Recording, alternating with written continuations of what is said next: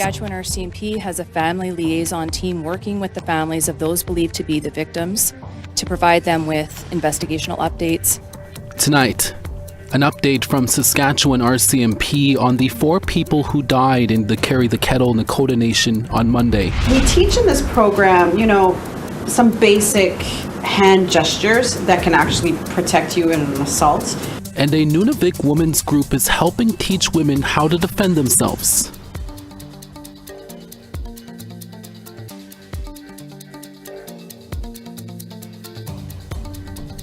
Tansei, I'm Krisanach Kate. Welcome to APTN National News. Thank you for joining us. Following an afternoon press conference in Regina, Saskatchewan RCMP say the 4 people who died in a home in the Carry the Kettle Nakota Nation on Monday night were believed to be victims of a targeted attack, and they believe there is no immediate threat to the public at this time. I want to begin by sharing condolences on behalf of the RCMP. Saskatchewan RCMP Major Crimes was not able to identify the 4 victims found dead inside a home in Carry the Kettle Nakota Nation on Tuesday morning, as police are still determining their identities and working with the families. But police did say they located 2 adult females and 2 adult males, all deceased in the home.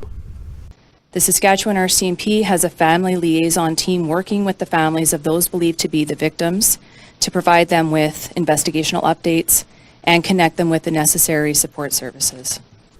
RCMP say they are still determining whether or not the quadruple homicide in Carry the Kettle and the firearm incident in Nunavik are related. On Tuesday at around 11:15 a.m., the File Hills Police Service received a report of, quote, sudden deaths in a home in Carry the Kettle. They found 4 deceased victims in a home in the north end of the reserve and called the deaths suspicious. In a post on social media, CTK Chief Scott Ashapi said there was a break-and-enter in a home on Monday night and a homicide investigation was underway. Then at 3:15 p.m. on Tuesday afternoon, RCMP received a report of a firearm incident in Nunavik, a First Nation located near Grenfell and about 40 minutes from CTK. During that time, the neighboring Cowessess, Kakawishtahaw, and Ochapowace First Nations released public alert notices, telling their members to lock their doors and stay vigilant. Both Cowessess and Ochapowace named 2 suspects, including 29-year-old Keegan Panapakisik, as a person of interest who was involved in the firearm incident and could be connected to the CTK deaths. A heavy police presence in Cowessess and Zakame followed, with police searching for Panapakisik in various homes. Saskatchewan RCMP said it carefully monitored the situation, including assessing whether a dangerous person alert was required. In the end, the RCMP decided to not put out a notice. Then at around 12:30 a.m. last night, Keegan Panapakisik was found in Regina after Regina police conducted an operation at a home on Matthew Crescent. RCMP put out an update shortly after 1 a.m. confirming Panapakisik's arrest. The Saskatchewan RCMP Major Crimes Branch continues to investigate and work with our partner agencies at the File Hills and Regina Police Services to determine the circumstances and motivations surrounding these 2 incidents and whether or not they are related. RCMP say there is no threat to public safety at this time, and the investigation is ongoing. RCMP in northern Manitoba say they have arrested a man and a 16-year-old youth following a number of shootings over the weekend in Pukatawagan. Early Wednesday afternoon, Pukatawagan RCMP said they arrested 22-year-old Austin Castell. Castell is now facing a number of charges for his involvement in a recent shooting in the community, which is part of the Matthias Kalom Cree Nation. Last Saturday at around 4 a.m., Pukatawagan RCMP were called to the local nursing station where a 36-year-old man was being treated for a gunshot wound. He told police that he caught a ride with 4 people inside a vehicle. There was a fight in the vehicle, ending with the man being shot. He escaped and ran to get help. A 43-year-old man also arrived at the nursing station with a gunshot wound and was not cooperative with police. A 16-year-old male was arrested for the first shooting in the vehicle, and Castell is also alleged to be involved in that first shooting. RCMP say their investigation is ongoing. The Manitoba Independent Investigations Unit, or IIU, is examining the arrest of a man in the Pukatawagan Cree Nation. They say it's in response to a citizen complaint referring to a video of the arrest that was posted to social media. Sierra Bettens has this update and a warning that the content you're about to see may be disturbing to some viewers.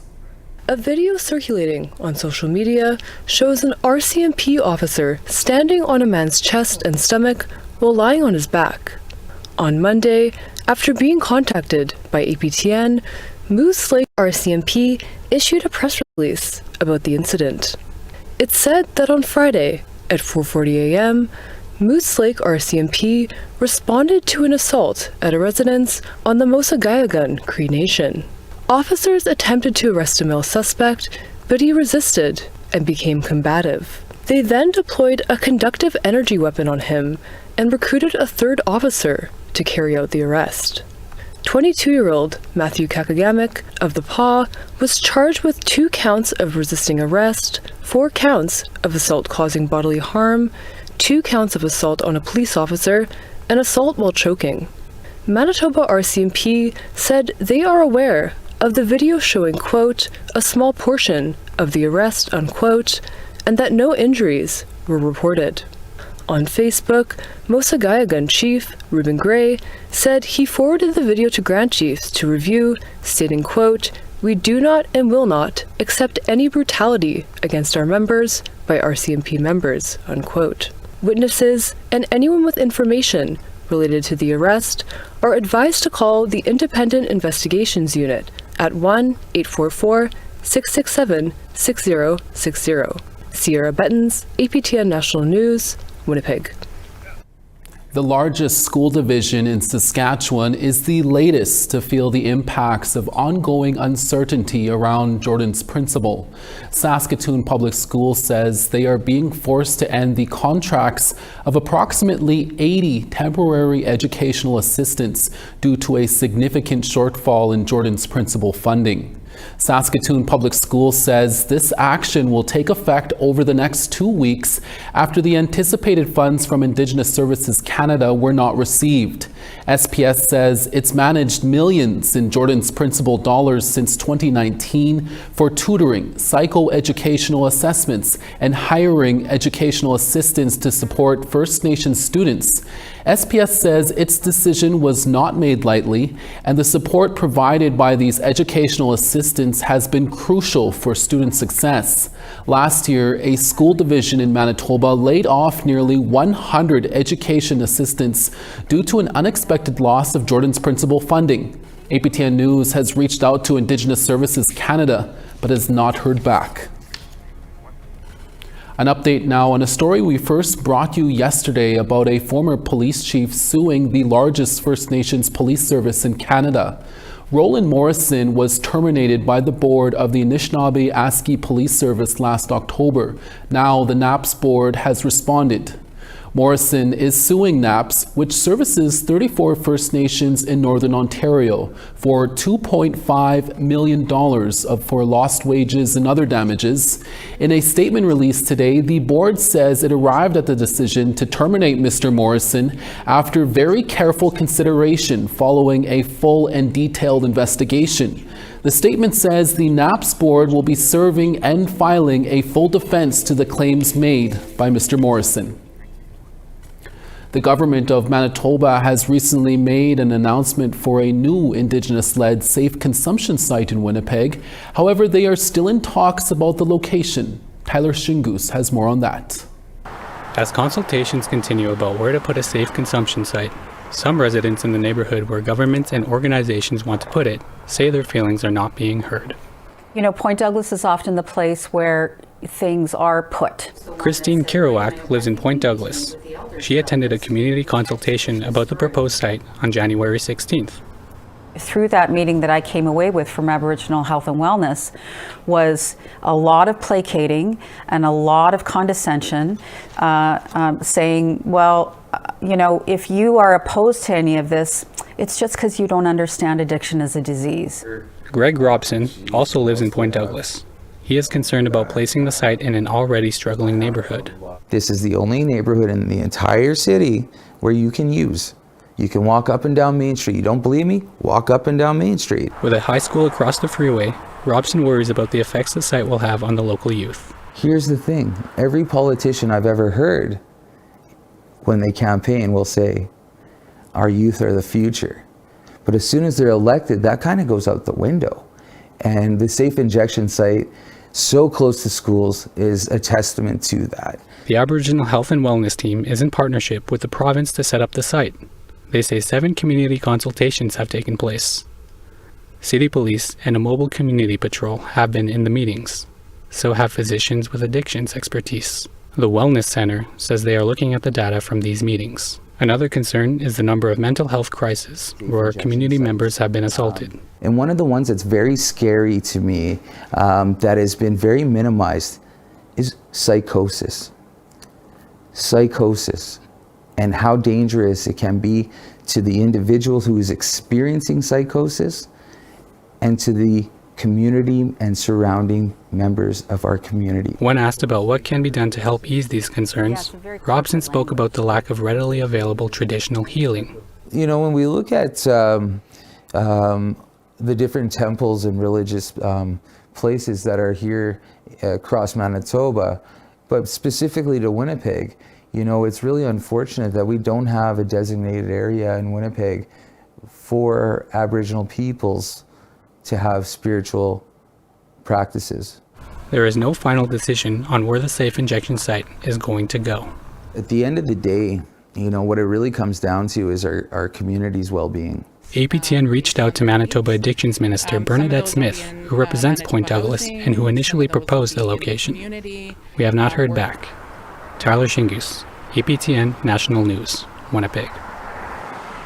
Thank you, Tyler. Indigenous people may soon have more say in protecting marine life on our country's coasts. That story when we come back. Plus, an Inuit women's group in Montreal is addressing the issue of domestic violence. Program, you know, some basic hand gestures that can actually protect you in an assault.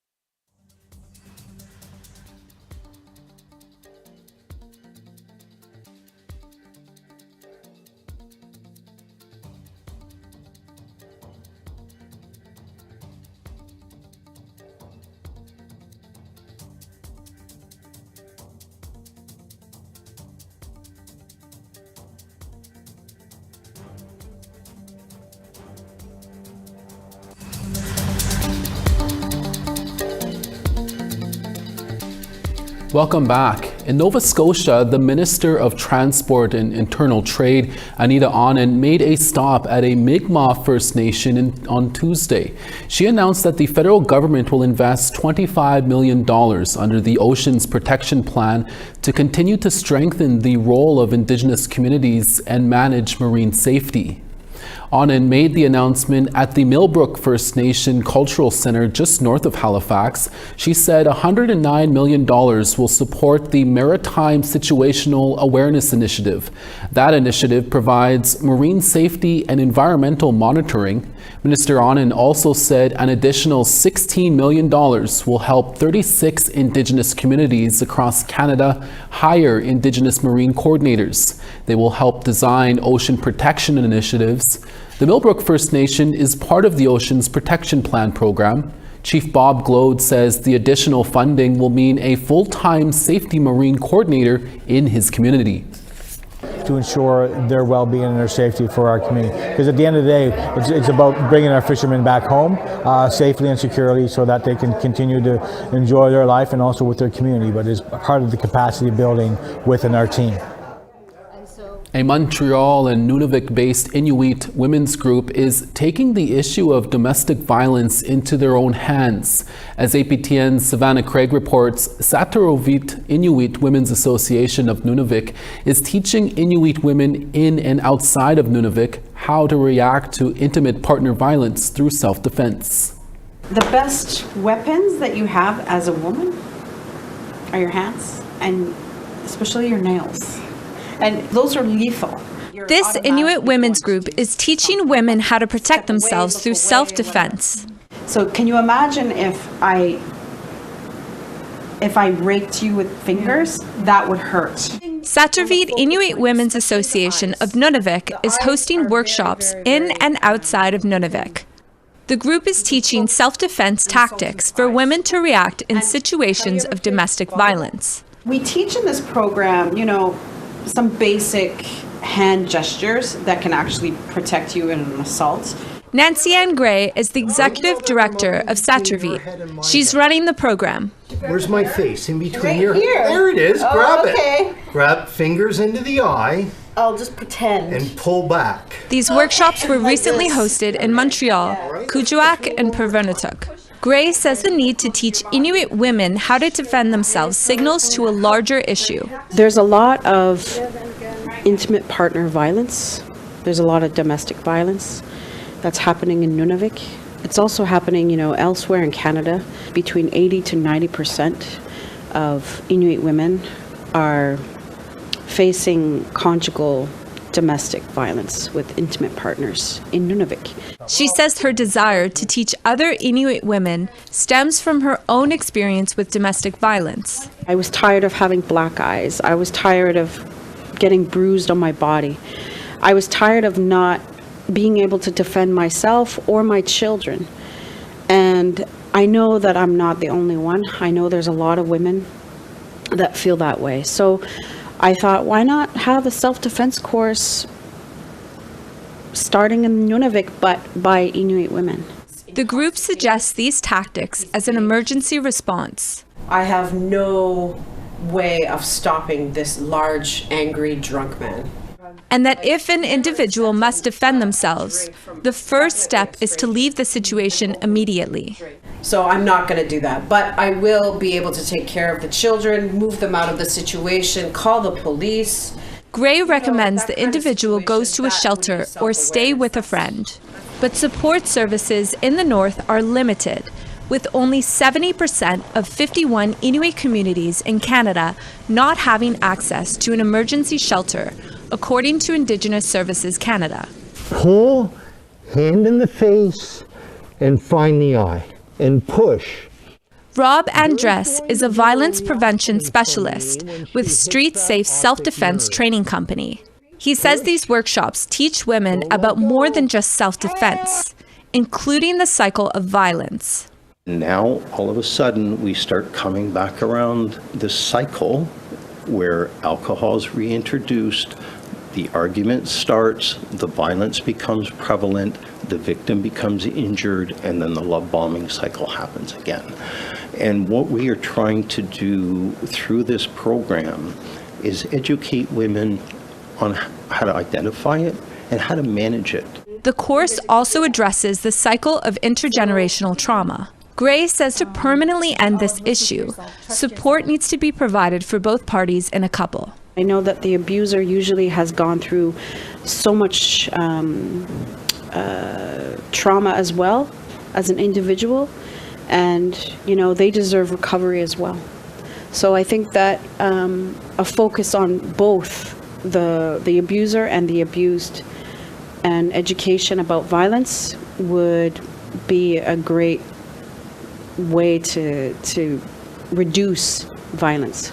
Saturvit will continue to offer these classes to Inuit women outside of Montreal. So we're planning to do this every 5 weeks in various communities on the Ongava side, on the Hudson Strait, and on the Hudson coast of Nunavik.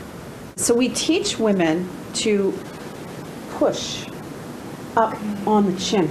Savannah Craig, APTN National News, Montreal. And what we do is... Thank you, Savannah. We have a photo of the day and weather up next. Plus, we'll tell you about a late elder who was a strong advocate for protecting the land. We'll be right back.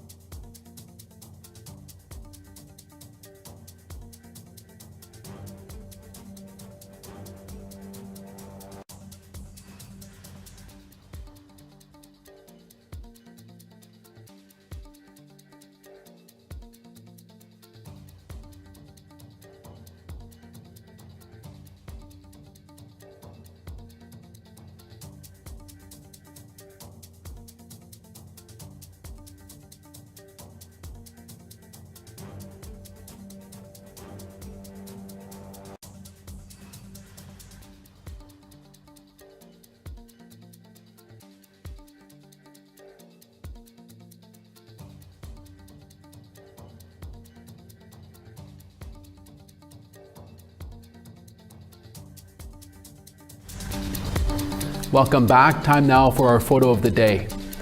Our very own Jason Crusheen enjoyed another day of ice fishing. Here he posed with a burbot, and it was just one of the many fish he caught that day. Thanks for the picture, Jason. And we're all still waiting for you to fry up some of that good fish for us. Hurry up! Send us your photos to share at aptn.ca for the chance to be our next photo of the day. Now let's take a look at tomorrow's weather forecast. St. John's -5, Charlottetown, rain in -5. The Grand River -11, partly cloudy and Nain at -12. -8 in Val d'Or, Saguenay -8. Ottawa -4, Peterborough 0. Timmins -6, Wawa -4. The Paw -14, Norway House -13. -13 in Gimli, Barons River -14. Estevan minus 17, North Battleford minus 15. Minus 19 in Stony Rapids, Uranium City minus 20. High Level minus 14, Fort McMurray, same temperature. Minus 15 in Medicine Hat, Lethbridge minus 11. 3 in Tofino, Campbell River, 0. Dees Lake minus 20, Smithers minus 13. Minus 26 in Watson Lake, Mayo minus 24. Minus 21 in Yellowknife, Fort Simpson minus 16. Minus 21 in Colville Lake, Nunavik minus 28. Minus 27 in Arviat, Whale Cove minus 32. And Arctic Bay minus 27, Aglulik minus 32. Kando, Saskatchewan will host a first-of-its-kind program for Métis youth. From mid-February to late March, the Indigenous Cloud Network will host the program, providing youth with hands-on experience in creating their very own multimedia projects. The program takes place in Kando, Saskatchewan, about 48 kilometers south of North Battleford. It aims to teach youth ages 9 to 12 with multimedia skills in a variety of subjects, such as journalism, music, history, and production. Participants will gain hands-on experience in interviewing, producing, and editing their own projects, such as producing a TV news story about their community. Currently, the program is open only to youth in the Kando Métis local. If successful, it will expand across the province and nationwide. George Parker, president and co-founder of Indigenous Cloud Network, says this program is a way to give back. I've been producing Indigenous music for over 30 years now, and it's just an opportunity for me to give back what I've learned over this time. It's time to start giving back to the community, and that's what we're here to do. And the youth will present their final projects to the community in late March. A First Nations elder from the Yukon who helped lead the fight to protect the Peel watershed passed away last week. Jimmy Johnny was a member of the Nacho Nayakdun First Nation. Johnny had a deep connection to the land, which led him to advocate for the protection of the Peel watershed. The watershed covers 68,000 square kilometers of untouched wilderness. Johnny was a common fixture at protests aimed at protecting the Peel from industry. After a years-long court battle, the Yukon government and impacted First Nations signed a land use plan protecting 83% of the Peel from industrial development. Johnny's friend of 35 years, Kevin Barr, says he will be remembered as a kind person who cared deeply for the environment. He cared about the Yukon, he cared about the land, he walked, he lived his stories. It was a way of life. Jimmy just lived his life. And that's your evening newscast for this Wednesday, February 5th. We're back again with your daytime newscast tomorrow. Make sure to join us then. From all of us at APTN National News, hi miigwech, masicho, kwana. Thank you for watching, and we'll see you again next day.